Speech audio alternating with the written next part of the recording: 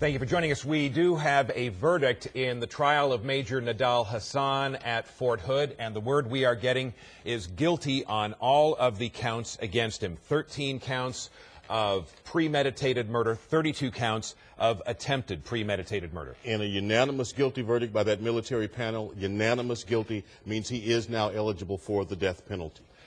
And from what we understand, the sentencing phase then would begin on Monday.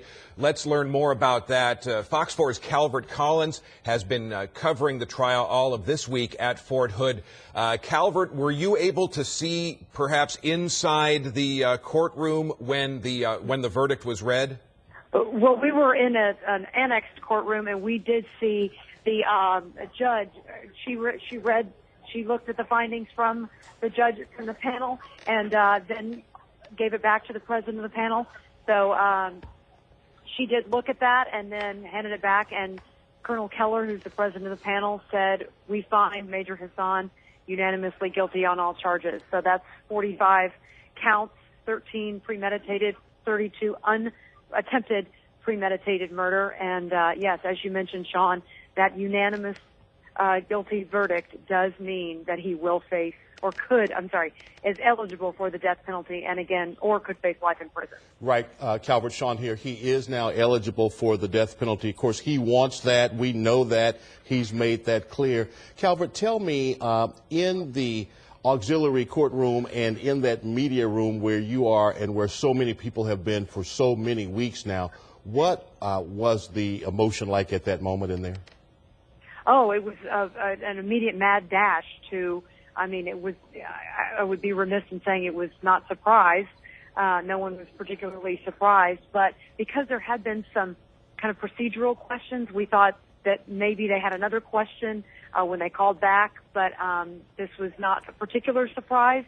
There were just some kind of caveat issues that had come up in the last days of the trial that we thought might be a sticking point for the jury panel, but it seemed as soon as they had that question about 30 minutes ago, then immediately they filled out that charge sheet, unanimous guilty verdict by all 13 high-ranking officers, and now sentencing begins Monday morning at 9 a.m.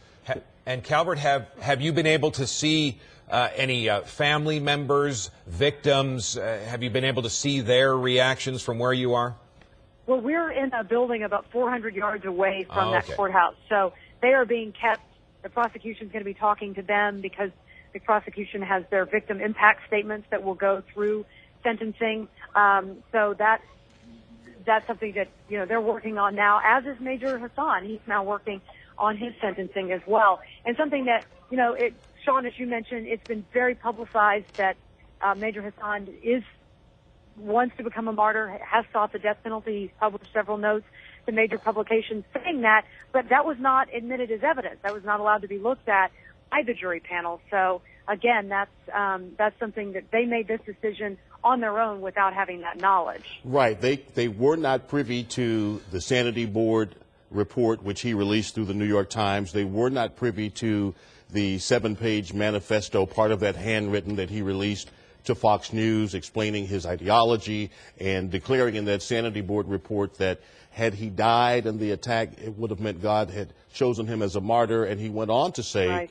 even if he gets lethal injection, it means he is still considered a martyr. We clearly know he wants to die. And I guess while we thought he'd use this moment in trial to have a chance to espouse his beliefs, many now think, well, maybe he's waiting till the sentencing phase. But maybe, I don't know, it's all speculation, of course. Maybe we'll see in sentencing the same thing we saw in guilt or innocence from him, little to nothing. I believe he asked one witness, one question. Calvert.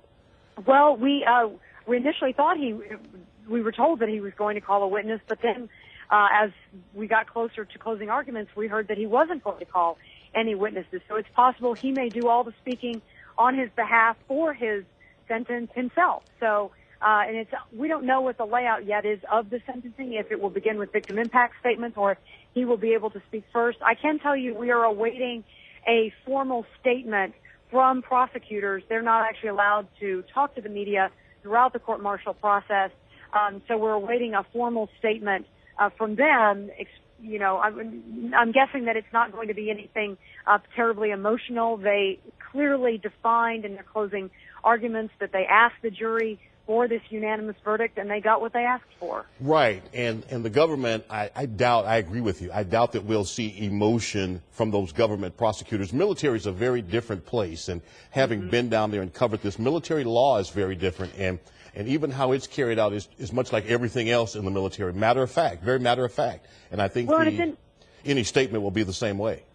And it's interesting because military court differs in the case of sentencing, because in a civilian court, a judge presides over the sentencing. Well, in this case, the jury panel will actually sit over that sentencing and decide Major Hasan's sentence.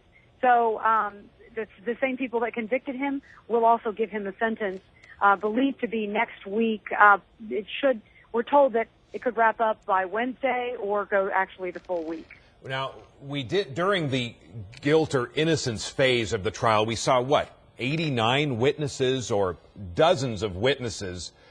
Presumably, there wouldn't be that many people called then for the sentencing portion. Right. I believe the prosecution has 16 witnesses for sentencing phase. I believe they have 16 that they plan to call for the sentencing phase as this, what has been simply historic trial that's almost taken 4 years to reach this point and has riveted the nation over the last several weeks. Yes. Well, and we've heard that there were originally going to be 2 members of every victim that would give an impact statement in the sentencing, but then with the realization that could go on for many more days, prosecutors or the judge had asked to reduce that in half. All right. Calvert Collins, thanks very much. Again, this news just breaking. Nidal Hasan found guilty on all charges. That's 13 counts of premeditated murder, 32 counts of attempted premeditated murder.